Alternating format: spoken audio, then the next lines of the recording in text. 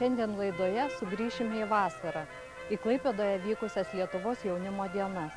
Iš įspūdžių, nuotaikų ir nuomonių galėsite suprasti, kokia yra jaunoji katalikų bažnyčia.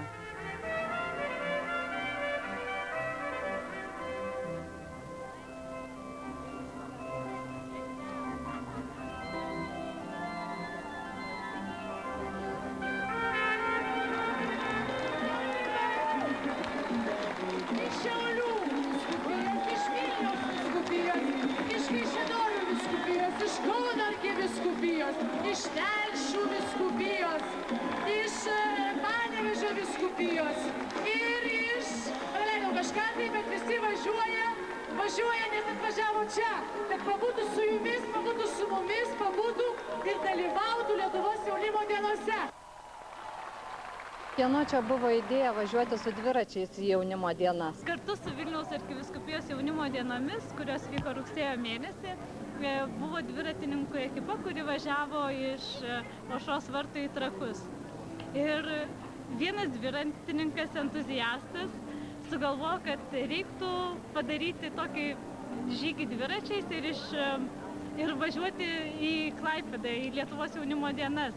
Taip gimė idėja sujungti praėjusias Lietuvos jaunimo dienas, kurios baigėsi Kryžių kalne 2004 metais ir atvykti iš tenai, čia, į Klaipėdą ir tokiu būdu padaryti jaunimo dienų programą išskirtinumo, suteikti unikalumo ir naujumo, ko niekada anksčiau nėra buvę. Kas jūs vienija, jūs ar iš vienos vietos, ar iš skirtingų vietų? Esam atvažiavę iš Mažeikių, Vilniaus, Kauno, iš Šiaulių daug yra, Alytus, Telšiai. Iš visur, iš visos Lietuvos esam suvažiavę.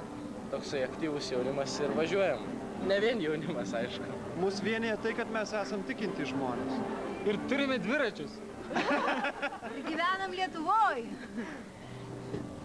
Ar sunkus buvo žygis? Papasakokit truputėlį, Buvo kaip ten. nuostabus. Pilnas malonių iš dangaus. Pačią pirmą dieną įpusėjus kelionį, lietus pasipylė, tiesiog malonių lietus buvo. Sustojom ir nežinom, ką daryti, nes dauguma buvo nepasiruošę. Tačiau po to jau pradėjom važiuoti, nes jeigu nejudi, tai šalta, ar ne?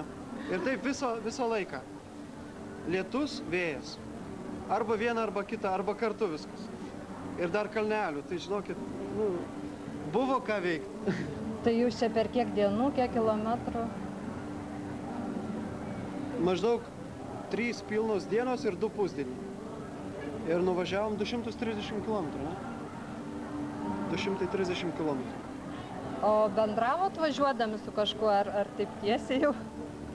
Pagrindinis mūsų bendravimas buvo: o! Važiuojam į Klaipėdą, jaunimo dienas kviečiam.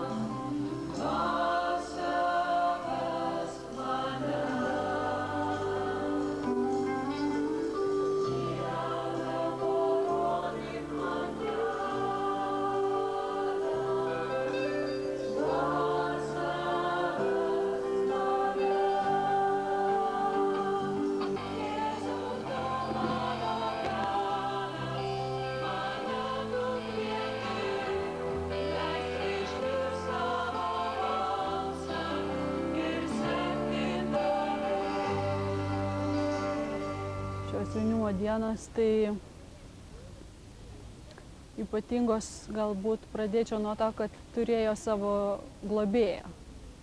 Taip iš tikrųjų mus gan intensyviai lydėjo Šventoji Teresėlė ir jos relikvijos dalyvavo programoje ir buvo, pasakyti, sujungta dangaus ir žemės bažnyčia jų dėka. Taip pat kiekvieną kartą jaunimo dienos vyksta skirtingame mieste, tai šį kartą pasirinkta Klaipėda ir labai gražiai susijungia tema, kurios ištrauka, Evangelijos ištrauka, kur eina kalba apie Jėzaus ėjimą jūros paviršiumi. Tai iš tikrųjų tai buvo gražus sutapimas ir gražus gal parinkimas. Ir Klaipėdos miestas vienas didžiausių Lietuvoje ir mes labai trokštame tenai padaryti Lietuvos jaunimo dienas tam, kad būtume ženklas, tie 6000 jaunų žmonių, kurie susitiko, kad būtų ženklas Klaipėdos miestui, kad bažnyčia gyva ir jinai turi daug ką duoti, einant pas Dievą.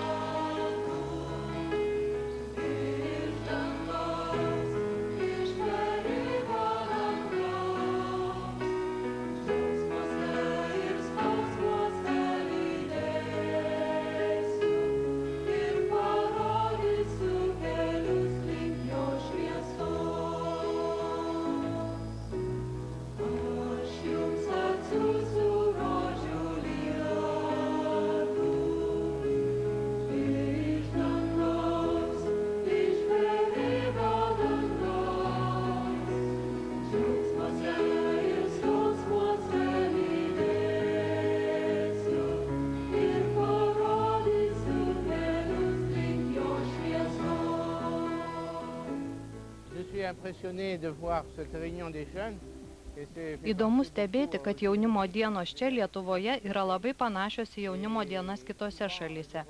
Kai vyko tarptautinės jaunimo dienos, taip pat dalyvavo Šventoji Teresėlė, o dabar jos relikvijos pirmą kartą atvyko į Lietuvą ir taip pat dalyvauja jaunimo dienose. Tai man yra didelis džiaugsmas. Man tai nieko nėra nuostabiau už tai, kad mus globoja Šventoji Teresėlė, iš kurios iš tikrųjų tiek malonių patyrėm, tiek organizatoriai, tiek žmonės. Ir jos globą visada jautėm šalia, ji yra šalia ir tai yra ypatinga malonė. Tai yra pirmą kartą Lietuvos jaunimo dienų istorijoje, kad Šventoji mus globoja ir veda ir lydi ir tiek malonių suteikia.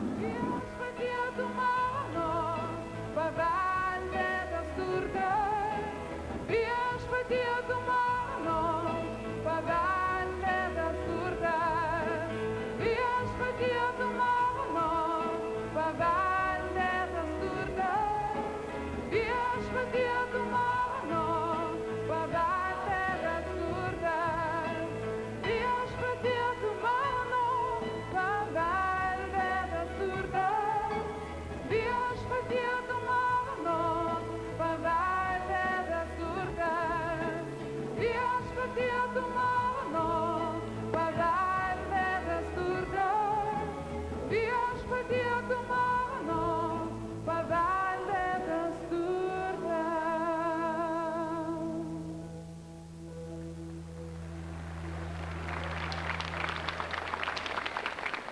Ką jums reiškia tai, kad šį kartą jaunimo dienos Klaipėdoje? Didelį darbą.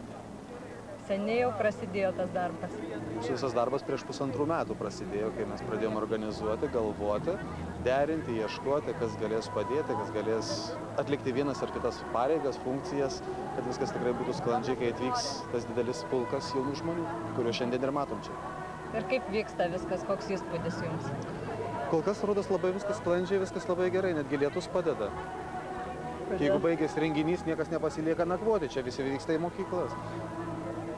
O jeigu atvyko į Klaipėdą ir grįž sausi, tai čia tikriausiai būtų Dievo rykštė. O kaip jaunimas, ar suaktyvėjo kažkaip besiruošdamas šitoms jaunimo dienoms? Aš manau, kad taip, kadangi mes jau 9 mėnesius turėjom pasiruošimo programą, galėjo ją rasti žmonės visi internete, vadovai, kad būtų lengviau ir pasiruošti, kad būtų lengviau nusiteikti tam, kad čia atvažiuojama ne prie jūros pasėdėti, atvažiuojame į bendrą renginį ir tai iš tikrųjų aš manau, kad davė didelį efektą, nes ir skaičių žmonių, nors ir prognozės buvo liūdnos, rodos lietus ir liūtis prognozuojamos, yra daugiausiai skaitlingiausiai žmonių per visą jaunimo dienų istoriją. O kaip jūsų parapijoje vis tiek tenka dirbti su jaunimu, ar jiem užtenka tos drąsos liudyti krikščionybę? Yra įvairiai. Vieni yra drąsesni, kiti yra baukštesni, bet vieni iš kitų mokomės, vieni kitiems padedam ir tai yra šaunu. O dar kokią bažnyčią žinią norėtų perduoti jaunimui, kaip jums atrodo? šios dienos, šio renginio žinia tai yra, kad drąsos, būkite drąsūs, netgi tada, kai rodos bangos šiaušiasi prieš šis. Jeigu ta drąsa bus, tai bus ramybė gyvenime. Su drąsa eiti per gyvenimą.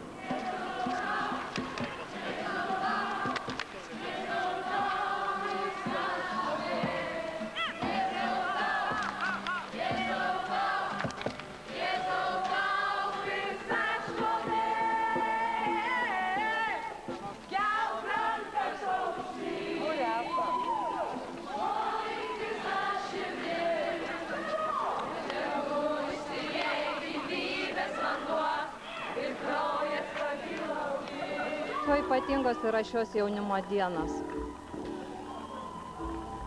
Jau vien tai, kad jaunimo dienos, tai jau ypatinga yra, nes katalikiškas jaunimas į tokius didelius susirinkimus netaip dažnai susirenka. Ir tikrai labai malonu matyti tiek daug tūkstančius jaunų žmonių.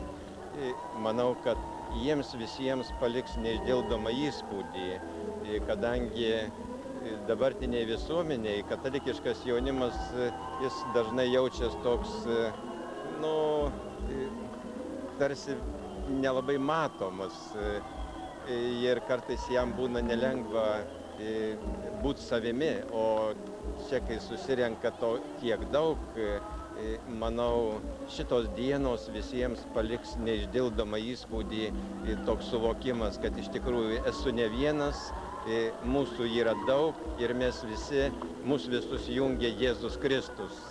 Tai ta prasme šitos dienos yra nepaprastai brangios ir suaugusiems malonu matyti, kad yra bažnyčios ateitis, bet jaunimui tai labai svarbu, kad jie matytų savo bendramžius, panašiai tikinčius, šviesiais veidais, juk šitas jaunimas tikrai daug kuo visiškai skirias nuo kitų, kurie mato tik alų ir panašius dalykus.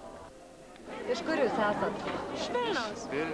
O kodėl sumastėt atvykti šitas dienas? Čia labai komplikuotas, subtilus ir labai visoks kitoks klausimas.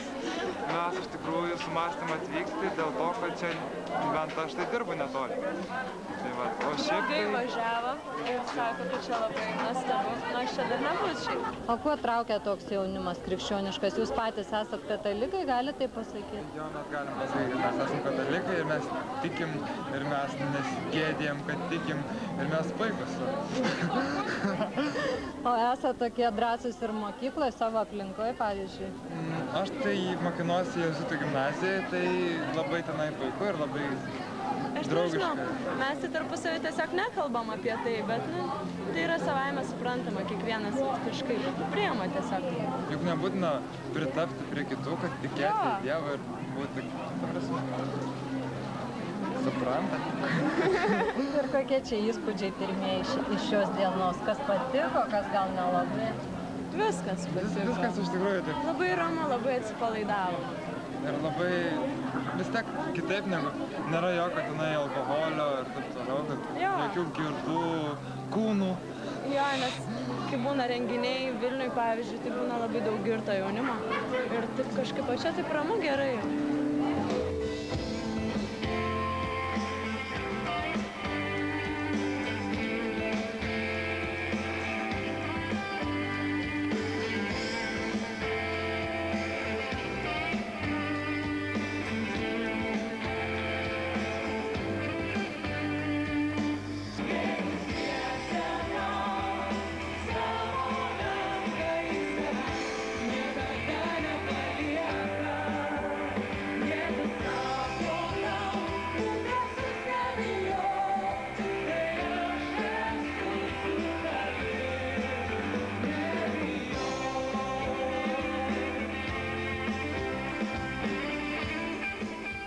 Kuo svarbios yra bažnyčiai tokios jaunimo dienos?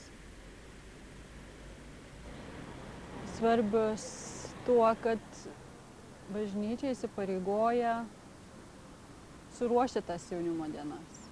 Ir tai paskatina ją liktai tam tikram dialogui su jaunimu. Tai reiškia, kad tam tikra žmonių grupė, kuri ruošia, jinai turi nuolatos klausti savęs, kas yra aktualu jaunimui, kas jiem yra įdomu, kokios tai turėtų būti formos, kokie yra šiandienos tie laikų ženklai, į ką reikėtų bažnyčiai reaguoti. Iš kitos pusės visuotinė bažnyčia, parapijos, įvairios grupės, jos taip pat ruošiasi dalyvavimui jaunimo dienose ir yra tam tikras sujudinimas, tam tikra proga atkreipti dėmesį jaunimo sielovadą, užmegzti ryšį, galbūt klebonas turi padėti finansiškai atvažiuoti jaunimo dienas, nors tiek.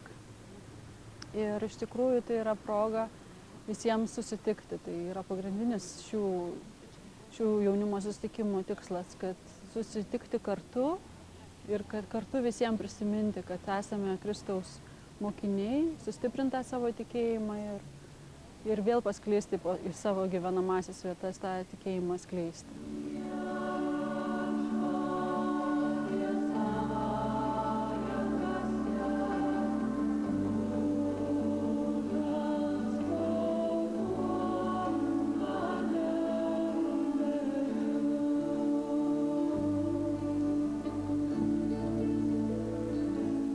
Susitaikinimo pamaldose, kaip jums atrodo, pilnavertė tokia išpažintis, kai tarp daug žmonių ten prie kunigų eina? Tai nuostabu jaunimui, tai nuolatos patirtis kartojasi metai iš metų ir džiugu, kad ir kunigų vis daugėja atvykstančių įsijungiančių kartu ir jaunimo daugėja ir tai jiem yra paragavimas galbūt to tikro susitaikinimo, tai, kas savo parapijose ne visada gali patirti ir toj bendrystėj.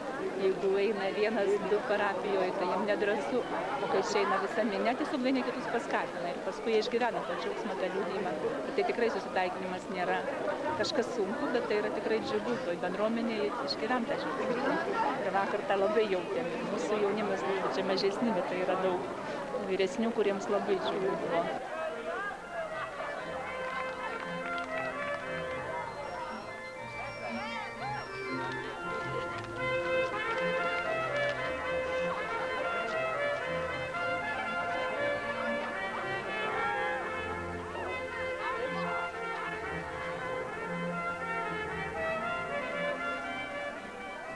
Kaip sekasi šitose jaunimo dienose, ar patinka, ar susirado draugų? Labai puikiai. Patinka. Kas patiko? Koncertas labai geras buvo. O nesušalot, nesulyjot? Sušalom ir sulyjo. Bet nieko tokio. Bet viską atpirko geras koncertas. Aha, o kodėl važiavote šitas jaunimo dienas, kas jums pasiūlė? Aš tai pro šalį jau mačiau minę. Su kuo susidraugavot, ar tik savo būrelyje daugiau bendraujat? Aš tai senų pažįstamų susitikau. Ja. Taip čia daugelis tiek girdėjom. Ja. Sustikom. O kaip jums atrodo, ar jums užtenka drąsos liudyti, kad esat krikščioniškas jaunimas? Prieš ką? Savo bendraamžių tarpe. Taip, pakankamai. Man tai pavyzdžiui, net nereikia drąsos, man nereikės to. Tam. Natūralu.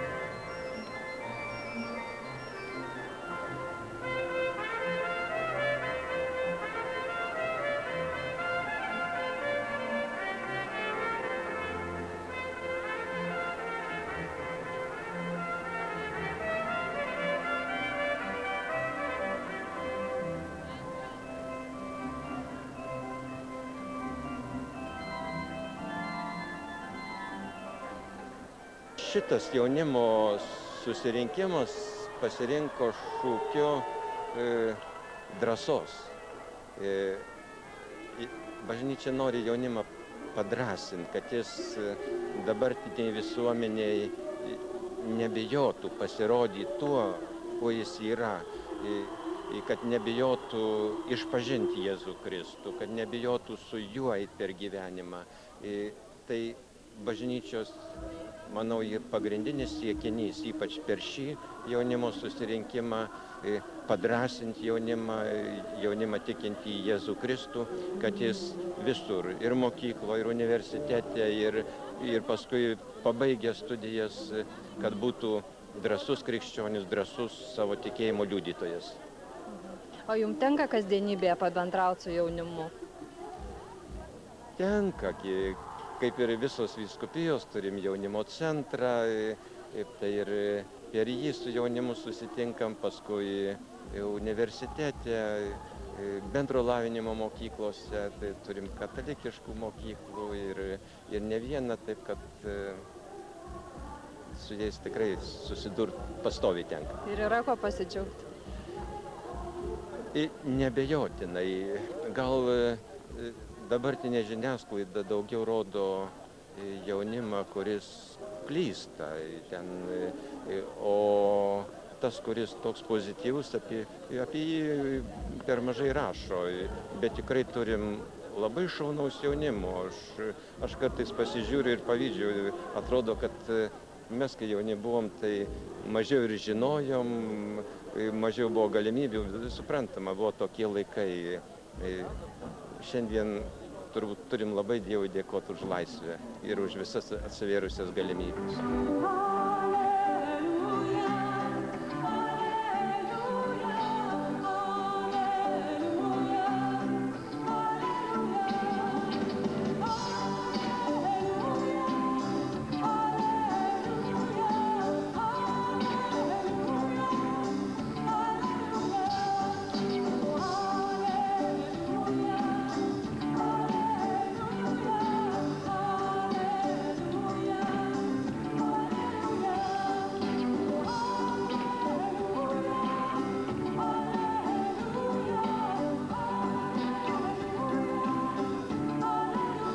Kodėl savanoriaujat?